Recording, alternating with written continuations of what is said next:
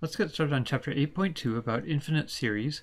We might ask, why should we care about infinite series? Well, they're related to Taylor polynomials. There's even something called Taylor series that we'll see later. That's a Taylor polynomial taken out for an infinite number of terms.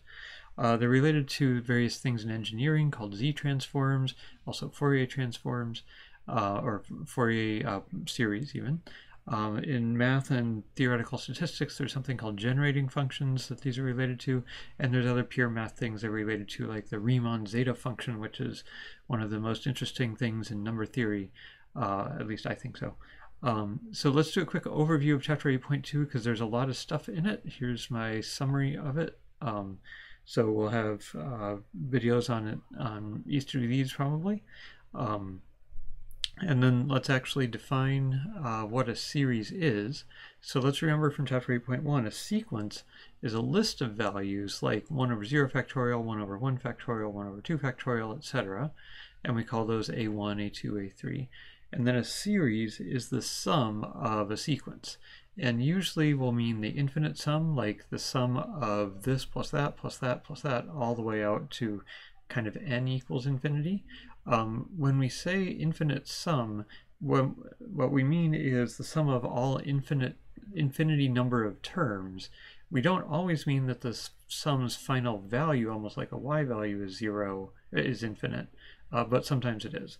So when we say infinite sum, we mean sum an infinite number of things. Sometimes the answer is infinity, sometimes the answer is not infinity.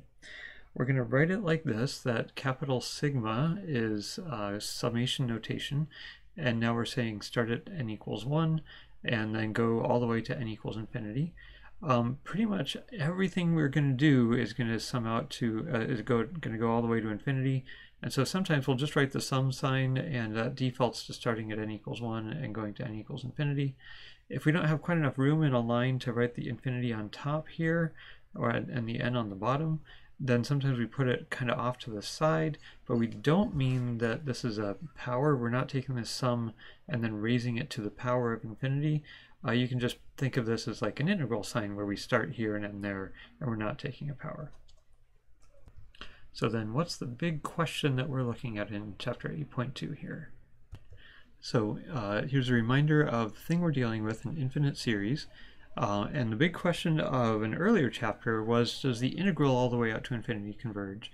And now here in chapter 8, our big question is going to be, does the sum all the way out to infinity, the sum of an infinite number of numbers, does that converge to a finite value, or does it zoom away to infinity? And then a smaller question, or a question that we ask sometimes, but sometimes we aren't so interested in, is if the sum does converge, what number does the sum converge to? It's important to keep in mind that asking does the series converge, that's does the sum converge, is a different question than does the sequence converge. Just like way back in chapter 6, the question of does the integral converge is different than does the integrand converge. So it will be possible for the sequence to converge and the series not to converge. Is it possible to go the other way? We'll have to think about that. But one big warning here, we don't want to say, does it converge? Because it is ambiguous. Maybe it is the sequence, maybe it is the series, and the answer to one could be different than the answer to the other. I was a little risky here and used the word it, but I had just used the series here, so I think it was fairly clear we were talking about the series there. So what does it mean to take a sum of an infinite number of numbers? So how can we define that? If you think about how we took the integral to infinity, we said, well, really, let's have some kind of upper stopping point, and then take the area to that, and then let that upper stopping point go off to infinity.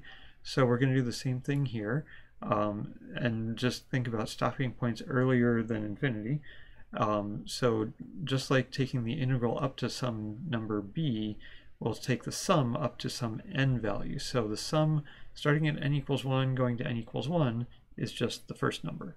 The sum starting at n equals 1 going to n equals 2 is the first number plus the second number. And then starting at 1, you take a1 plus a2 plus a3.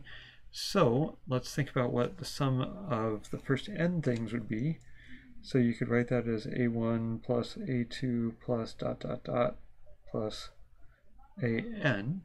That's one way to think of it, and in the next video we'll think about another way to think of it, and we'll play with some numbers.